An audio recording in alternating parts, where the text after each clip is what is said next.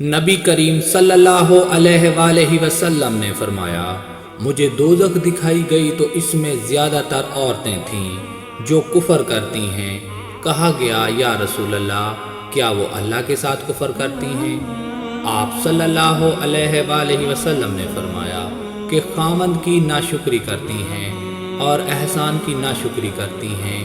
اگر تم عمر بھر ان میں سے کسی کے ساتھ احسان کرتے رہو، پھر تمہاری طرف سے کبھی کوئی ان کے خیال میں ناگواری کی بات ہو جائے تو فوراً کہہ اٹھیں گی کہ میں نے کبھی بھی تجھ سے کوئی بھلائی نہیں دیکھی۔